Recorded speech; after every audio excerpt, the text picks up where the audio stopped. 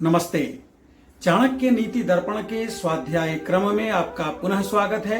आज के इस सत्र में हम चौथे अध्याय के 17वें श्लोक से अध्ययन आरंभ कर रहे हैं। श्लोक है अध्वा जरा मनुष्याणाम वाजिनाम बंधनम जरा अमैथुनम जरा स्त्रीणाम वस्त्राणाम आतपो जरा।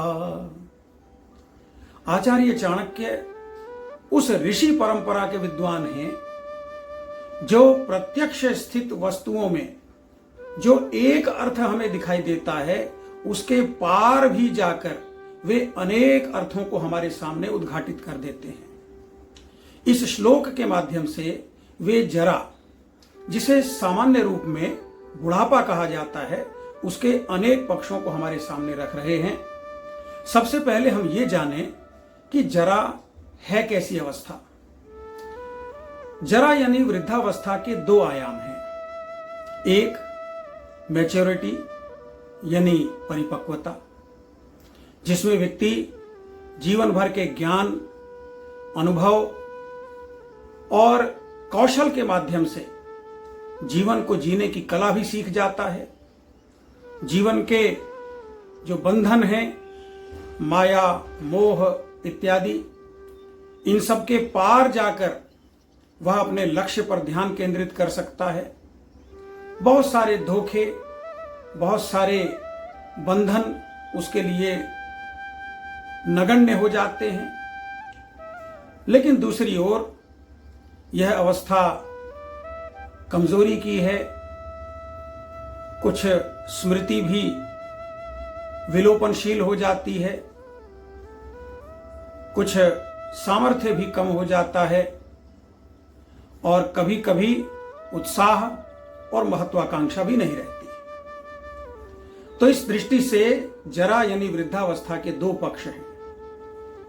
तो इसका सामान्य अर्थ है कि हम इस अवस्था में सकारात्मकता की तरफ भी बढ़ सकते हैं, और अगर सकारात्मक दिशा में नहीं बढ़ेंगे तो नकारात्मकता की तरफ भी जा सकते हैं।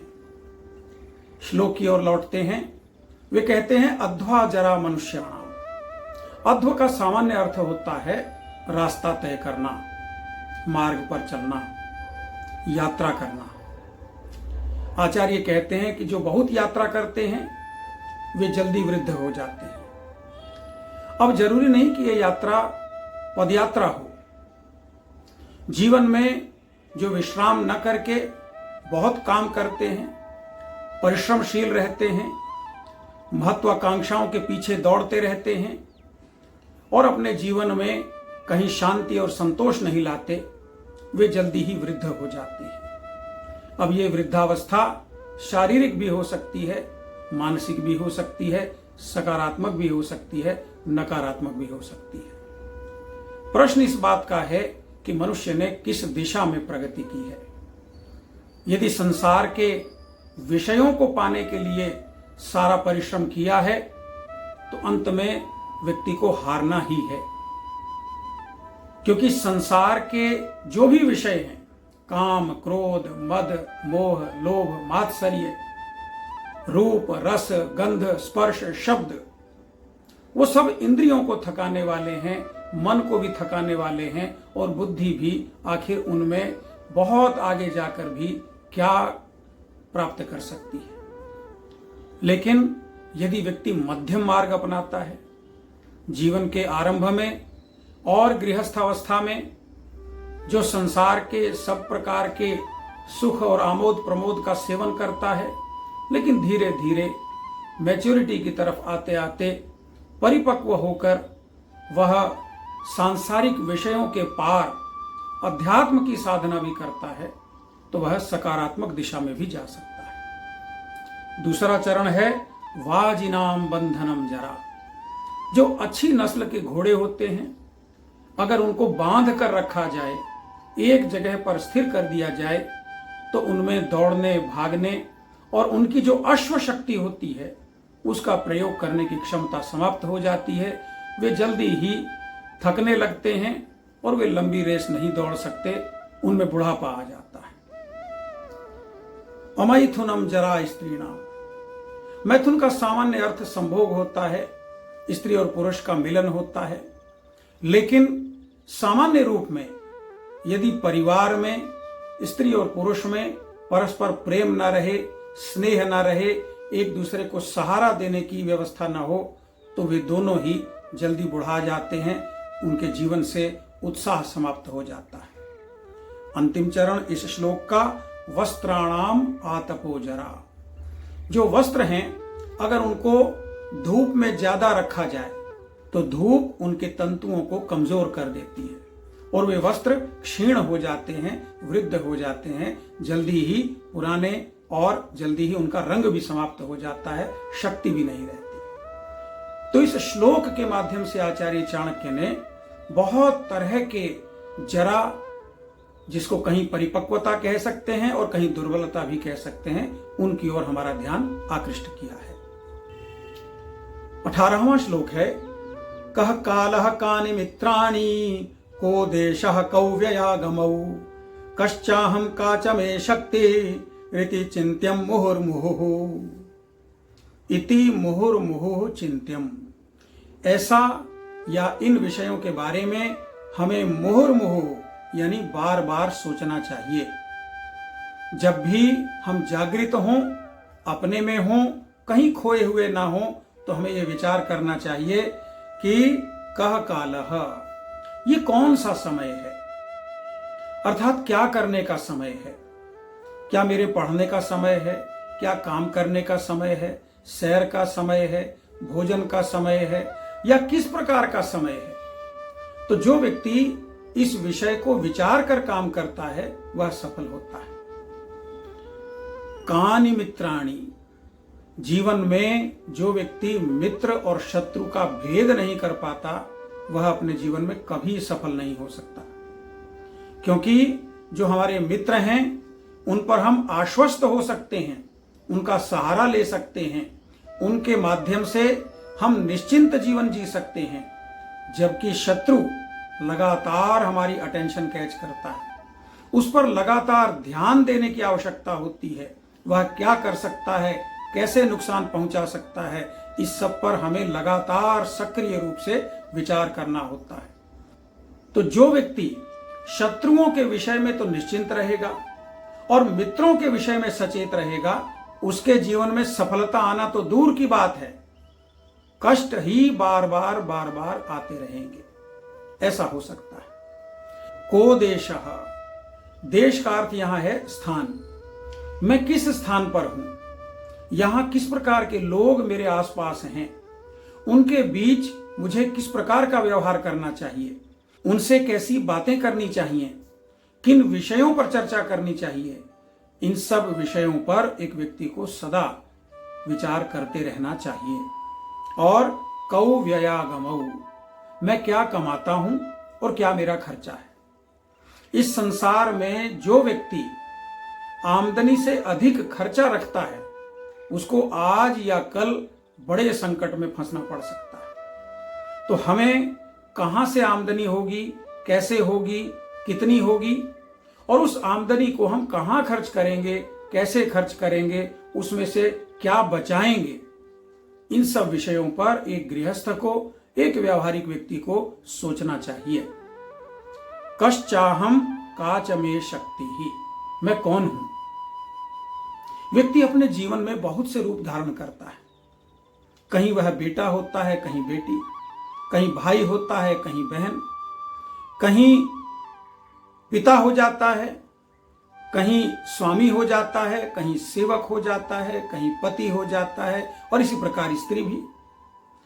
तो कहां किस रूप में उससे किस भूमिका की अपेक्षा है, उसे कब कौन से कर्तव्य का पालन करना चाहिए, इन विषयों पर, और काच में शक्ति ही, मेरे प्लस पॉइंट्स क्या हैं, मैं किन विषयों में समर्थ हूं, शक्तिवान हूं, सक्षम हूं, और इसके विपरीत कौन से ऐसे विषय हैं जो मेरी दुर्बलता है, जिसका कोई लाभ उठा सकता है। तो इस प्रकार के सभी विषयों पर मनुष्यों को लगातार विचार करते रहना चाहिए।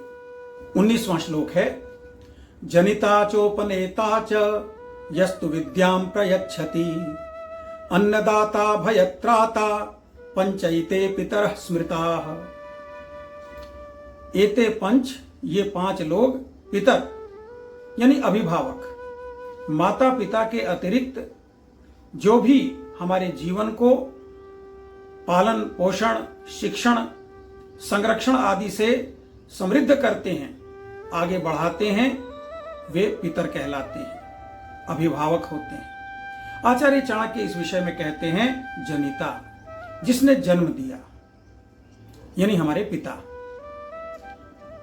उपनेता, जो उपनयन कराता है। पुराने समय में व्यवस्था थी कि बालक को घर में जो शिक्षा प्राप्त हो सकती है वह देने के बाद माता पिता गुरु के पास ले जाते थे और वहां गुरु को उसके जीवन के निर्माण की पूरी जिम्मेदारी देकर सौंप देते थे और गुरु वह दायित्व स्वीकार करता था और उसके प्रतीक के रूप में जनेऊ यानी उपनयन संस्कार करता था। तो जो उपनेता है अर्थात गुरु है, जिसने उपनयन कराया, दीक्षारंभ किया, वह भी एक अभिभावक हैं। यस्तु विद्याम प्रयच्छति, और केवल उपनयन कराने वाला नहीं बल्कि जिस गुरुकुल में विद्यार्थी पढ़ रहा है, और आज के संदर्भ में कहें तो जिस भी स्कूल में कॉलेज में इंस्टीट्यूशन में कोई विद्यार्थी जाता है, वहां के सभी शिक्षक वो उसके अभिभावक होते हैं। उन सभी से वह जो भी सीख सकता है, जो भी जान सकता है, जो अनुभव ले सकता है, जो मार्गदर्शन प्राप्त कर सकता है, उसका प्रयास करना चाहिए। वे भी अभिभावक हैं। अन्नदाता, जो हमारा पोषण करता है। आजकल तो माता पिता ही अन्नदाता भी हैं, लेकिन प्राचीन काल में जब विद्यार्थी गुरुकुलों में रहते थे, भिक्षाटन करते थे, तो उन्हें समाज के सामने भिक्षा के लिए जाना होता था।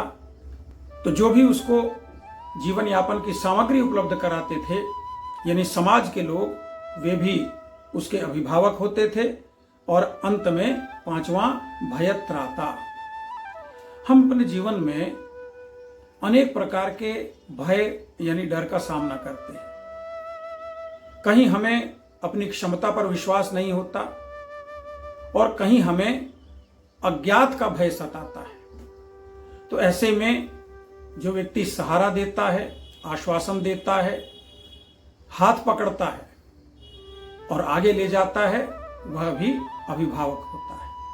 तो इस श्लोक में आचार्य चाणक्य ने मनुष्य के 5 अभिभावकों का जिक्र किया है। 20वां श्लोक है, राजपत्नी गुरोः पत्नी मित्र पत्नी तथैव च पत्नी माता स्वमाता च पंचैता मातरः स्मृताः। जैसे पितृपक्ष में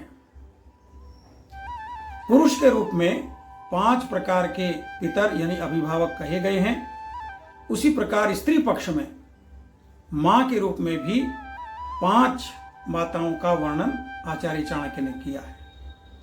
वे कहते हैं राजपत्नी। जैसे आजकल हमारे देश में राष्ट्रपति की व्यवस्था है और संयोग से आजकल हमारी राष्ट्रपति श्रीमती द्रौपदी मुर्मू जी हैं। वे पूरे राष्ट्र की मां हैं, आचार्य चाणक्य ऐसा कहते हैं। और दूसरे संदर्भ में प्राचीन काल में जब राजा होते थे तो जो राजा की पत्नी होती थी उसे भी आचार्य चाणक्य ने कहा कि वह पूरे राज्य की मां है, उसे पूरे राज्य की चिंता होती है और उसे सभी राज्यवासियों को मां के रूप में ही देखना चाहिए। गुरोः पत्नी, गुरु की पत्नी, चाहे वह प्राचीन काल था जबकि गुरुकुल होते थे और विद्यार्थी वहीं रहकर गुरु पत्नी के हाथ का बना भोजन खाता था, उससे सेवा शुश्रूषा पाता था, उसके संरक्षण में रहता था। और चाहे आज का समय हो जबकि हम स्कूलों में महाविद्यालयों में शिक्षकों से पढ़ते हैं, तो यदि कभी उनके साथ कोई पारिवारिक अवसर पर आना जाना हो तो उनकी माता भी वह विद्यार्थी की अभिभाविका होती है। मित्र पत्नी, अपने मित्र की पत्नी। मित्र तो हमारा समवयस्क होता है, बराबर की उम्र का होता है, लेकिन फिर भी आचार्य कहते हैं कि हमारे बराबर की उम्र वाले मित्र की पत्नी भी हमारी अभिभाविका होती है। उससे उसी प्रकार का संबंध और स्नेह रखना चाहिए। पत्नी माता, अपनी पत्नी की माता यानी सास, उसे भी अपनी अभिभाविका मानना चाहिए, वह भी दूसरी मां ही है। और अंत में स्वमाता, अपनी माता तो न केवल वो जननी है, न केवल वह हमें भाषा और पोषण देती है, लेकिन वह हमारे जीवन का आधार भी होती है, तो वह भी अभिभाविका है, उसके प्रति भी हमें श्रद्धावान रहना चाहिए। 21वां श्लोक है, अग्निर्देवो द्विजातीनां मुनीनां हृदि दैवतम् प्रतिमा स्वल्प बुद्धीनां सर्वत्र समदर्शिनः। ये श्लोक कुछ धार्मिक, कुछ आध्यात्मिक है। इसमें आचार्य चाणक्य कहते हैं कि जो द्विजाति हैं, प्राचीन काल में जब एक बच्चे को उसके माता पिता गुरु के पास ले जाते थे, तो गुरु जब उनका दीक्षारंभ करते थे तो उसे उसका दूसरा जन्म कहा जाता था। तो जो व्यक्ति गुरुकुल गया है, उसका उपनयन या दीक्षारंभ हुआ है, वह एक प्रकार से उसका दूसरा जन्म है। वहां उसे गुरु और गुरु माता के रूप में नए माता पिता प्राप्त होते हैं, और वहां शिक्षकों का ऐसा समुदाय मिलता है जो उसे ज्ञान की दृष्टि से मनुष्य के रूप में पुनः जन्म देता है। तो उन द्विजातियों का जो ईश्वर है वह अग्निर्देवो, अग्नि है। ऋग्वेद पहला वेद है, उसके पहले मंडल के पहले सूक्त का पहला मंत्र है, ओम अग्निमीडे पुरोहितम। वह अग्नि को समर्पित है। और अग्नि के विषय में आचार्य यास्क का कहना है कि अग्रणी भवति इति अग्नि। जो अग्रणी है, जो विश्व का मूल कारण है, जिसने ये सृष्टि की रचना की है, जो सृष्टि का पालन करता है, जो सभी जीव और अजीव में व्याप्त रहता है, जो सबका जीवन है। अब हमारे भीतर भी अग्नि ना हो तो हम कहते हैं कि व्यक्ति ठंडा हो गया, देहांत हो गया। तो अग्नि उस सर्वव्यापक ईश्वर का नाम है।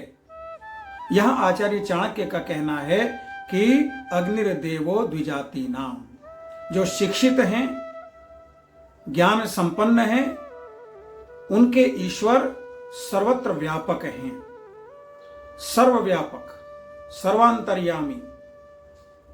और मुनि नाम हृदय दैवतम, जो मुनि हैं, जो ऋषियों की तरह क्रांतदर्शी यानी ईश्वर को कण कण में अनुभव करने में सक्षम नहीं हैं, वे भी हृदय दैवतम, अपने हृदय में, अपने में ईश्वर को अनुभव करते हैं। वे ये मानते हैं कि जो इस संपूर्ण ब्रह्मांड का स्वामी है वह हमारे हृदय में भी है। प्रतिमा स्वल्प बुद्धि नाम, जो स्वल्प बुद्धि हैं, जो न ऋषियों के समान पूरे ब्रह्मांड में ईश्वर का दर्शन कर सकते हैं, न मुनियों के समान अपने हृदय में और दूसरों के हृदय में उस ईश्वर का साक्षात्कार कर सकते हैं, ऐसे लोग आस्थावान होते हैं। वे भक्ति करना जानते हैं। उनका देवता प्रतिमा यानी मूर्ति में रहता है। वे पूरे ब्रह्मांड में स्थित ईश्वर को, जो कि सबके हृदय प्रदेश में भी विराजमान रहता है, उन दोनों स्थानों पर देखने में सक्षम नहीं है, अनुभव नहीं कर सकते। वे मानते हैं कि उनका देवता प्रतिमा में है, मूर्ति में है। तो वे मूर्ति पूजा करते हैं, मूर्ति के माध्यम से अपनी आस्था को अपनी श्रद्धा को व्यक्त करते हैं। सर्वत्र समदर्शिनः, और जो समदर्शी हैं, जो सबको समान मानते हैं, सब में ईश्वर का दर्शन करने में सक्षम हैं, वे ईश्वर को सब प्राणियों में अनुभव करते हैं, सर्वत्र अनुभव करते हैं। तो आचार्य चाणक्य ने आज के इन 5 श्लोकों के माध्यम से हमें व्यक्ति, समाज और संसार के बारे में अनेक ऐसे विषयों से परिचित कराया जो हम सामान्यतः सोचते नहीं हैं, विचारते नहीं हैं, और इसलिए हमारा दायरा सीमित रह जाता है। आशा है उनके ये विचार आपको भी अच्छे लगे होंगे और आप उन्हें अपने मित्रों और शुभचिंतकों तक पहुंचाने के माध्यम बनेंगे। नमस्ते।